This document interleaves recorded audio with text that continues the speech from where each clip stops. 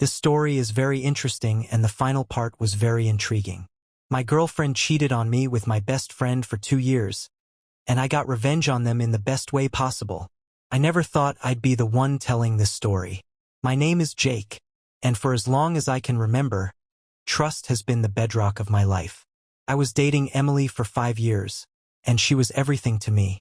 We met in college, shared countless memories, and planned our future together. My best friend, Mark, was like a brother to me. We grew up on the same street, went to the same schools, and even ended up working at the same company. To me, Emily and Mark were the 2 pillars of my world. We'd often hang out together, the 3 of us. We'd go on trips, celebrate birthdays, and have long, lazy Sunday brunches. I never saw any red flags. Their interactions seemed completely normal, friendly even. I trusted them both implicitly.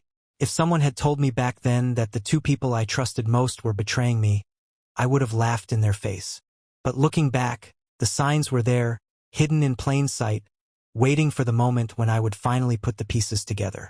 It was a chilly evening in late November when my world started to crumble. Emily had left her phone on the kitchen counter while she went to take a shower. Normally, I wouldn't even think about looking at it, but that night, a message popped up on the screen. It was from Mark. The preview alone was enough to make my heart stop. "Last night was amazing. Can't wait to see you again." I felt a rush of confusion and anger, but I tried to stay calm. I picked up the phone and scrolled through their messages. What I found was 2 years' worth of texts, pictures, and memories that they had shared behind my back. Every business trip Mark had taken, every girls' night out Emily had mentioned, all of it was laid bare in front of me. It was like my entire life had been a lie, meticulously constructed by the 2 people I trusted most. I stood there, phone in hand, feeling numb.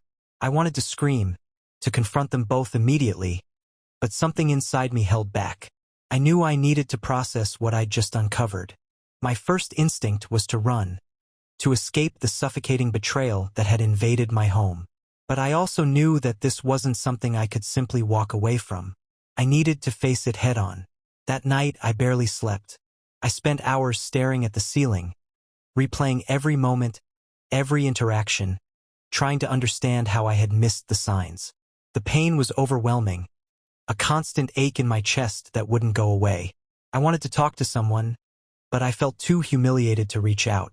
How could I explain that my girlfriend and my best friend had been betraying me for 2 years without sounding like a complete fool? The next day, I called in sick to work. I needed time to think, to figure out what to do next. I ended up calling my older sister, Sarah. She'd always been my rock, and I knew I could trust her. When I told her everything, she was furious. But more than that, she was supportive. She listened patiently as I poured out my heart, offering advice and comfort when I needed it most. Sarah suggested that I take some time to process everything before confronting Emily and Mark. She reminded me that I needed to be calm and collected, not a raging mess of emotions. Her words gave me strength. I decided to gather more evidence, to make sure I had everything I needed to confront them both without any doubt or hesitation. I needed to see their reactions, to hear their excuses, but most of all, I needed to take control of the situation. A few days later, I finally felt ready to confront Emily. She came home from work, looking tired but happy to see me. As we sat down for dinner, I could barely keep my composure. I took a deep breath, knowing that what I was about to do would change everything. "Emily, we need to talk," I said, trying to keep my voice steady. She looked at me, concern etched on her face. "What's wrong, Jake?" she asked. I pulled out my phone and opened the saved messages, placing it in front of her. "Care to explain these?" Her eyes widened as she scrolled through the messages. The color drained from her face, and she looked up at me with a mixture of shock and fear. "Jake, I can explain," she stammered. But I wasn't interested in her excuses. I wanted the truth. "How long has this been going on?" I demanded. She broke down in tears, admitting everything. It had started as a drunken mistake but had turned into something more. She apologized repeatedly, but her words felt hollow. The person I thought I knew had been lying to me for 2 years, and no apology could fix that. The trust we had was shattered, and all I could feel was a cold, bitter rage. I told her to pack her things and leave. As she walked out the door, I realized that the Emily I had loved was gone, replaced by a stranger who had betrayed me in the worst possible way. The next step was confronting Mark. I knew I couldn't avoid it any longer. We had plans to meet up that weekend to watch the game, just like we always did. I decided that was when I'd confront him. I spent the next couple of days trying to calm myself, but every time I thought about him, my blood boiled. When Saturday came, I walked into Mark's apartment, trying to act normal. He greeted me with his usual grin, but I could barely look at him. As we sat down, I took a deep breath and turned to him. "Mark, we need to talk," I said, echoing the words I'd used with Emily. He looked puzzled but nodded. "Sure, man. What's up?" I didn't waste any time. I pulled out my phone and showed him the messages. His face turned pale as he realized what I knew. "How could you, Mark?" I asked, my voice trembling with a mix of anger and hurt. "You were like a brother to me. How could you do this?" He stuttered, trying to find words.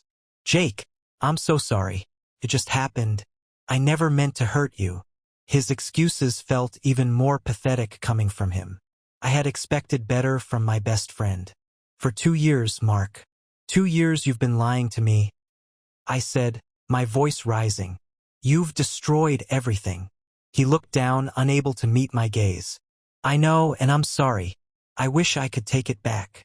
But it was too late for apologies. The betrayal was too deep. I stood up, feeling a mix of relief and sorrow. "We're done, Mark. I can't be around you anymore," I said before walking out the door. I knew then that I had lost not just a girlfriend, but also the friend I thought I'd have for life. In the days that followed, the anger and hurt began to transform into a cold, calculating resolve. Sarah's words about being calm and collected echoed in my mind. If I was going to get revenge, it had to be perfect.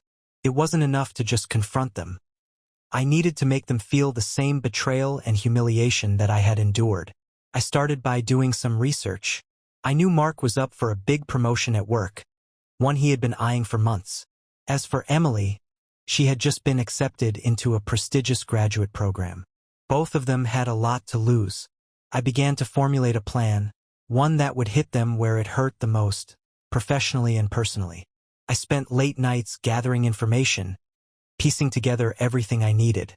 I contacted a few trusted colleagues and mutual friends, subtly extracting details about Mark's work and Emily's program. I knew that any misstep could ruin the plan, so I was meticulous in my preparations. I also made sure to document everything, emails, texts, and photos, building an irrefutable case of their betrayal. With everything in place, I felt a grim satisfaction. This wasn't just about revenge. It was about reclaiming my life and showing them that their actions had consequences. I knew it was a risky move, but I was ready. They had taken so much from me, and now it was time for them to pay. With my plan meticulously laid out, I started to set things in motion. First, I sent an anonymous tip to the board at Mark's company, detailing his unethical behavior and attaching the incriminating evidence I had gathered. I knew the board took these matters seriously, especially with Mark being up for a promotion. Within days, an internal investigation was launched. Next, I focused on Emily. I sent a carefully crafted email to the admissions office of her graduate program, including screenshots of her messages with Mark and explaining how she had been dishonest in her application process. I knew this could jeopardize her acceptance, but that was the point. I wanted her to feel the same sense of loss and betrayal that I had felt. As the days passed, I watched from a distance as my plan unfolded. Mark's company suspended him pending the investigation, and word quickly spread among our mutual friends. His reputation was in tatters. Emily, on the other hand, received a call from the admissions office asking her to come in for a meeting. I could see the panic in her eyes, and it gave me a grim sense of satisfaction. Finally, I made sure they both knew it was me who had orchestrated their downfall. I sent them each a message, simple and direct. "You took everything from me. Now it's your turn." It wasn't just about revenge anymore. It was about closure. They needed to understand the pain they had caused and face the consequences of their actions. Watching their lives unravel didn't bring back what I had lost, but it gave me a sense of justice. They had betrayed me, and now they were paying the price. It was a bittersweet victory, but it was mine. Emily was the first to respond to my message. She called me, her voice trembling with a mix of anger and desperation. "Jake, why are you doing this? Haven't you hurt me enough?" she cried. The irony of her words almost made me laugh. "Hurt you enough? Emily, you and Mark betrayed me for 2 years. This is the least you deserve," I replied coldly. Her attempts to defend herself were pitiful. She tried to apologize again, to explain that it had been a mistake, but I wasn't interested in her excuses. "You've ruined my life," she said, her voice breaking. "I got kicked out of the program. This was my dream, Jake." But her words didn't move me. She had shattered my dreams too, and now she was facing the consequences. In the following weeks, Emily tried to repair the damage. She reached out to mutual friends, trying to salvage her reputation, but the truth was already out. People knew what she had done, and sympathy was in short supply. She eventually moved out of town, hoping for a fresh start somewhere else. But the stain of her actions followed her, a constant reminder of the betrayal she had inflicted. Mark, on the other hand, was furious. When he realized I was behind the anonymous tip that led to his suspension, he showed up at my apartment, demanding answers. "What the hell, Jake? How could you do this to me?" he shouted, his face red with anger. I stood my ground, meeting his rage with a steely calm.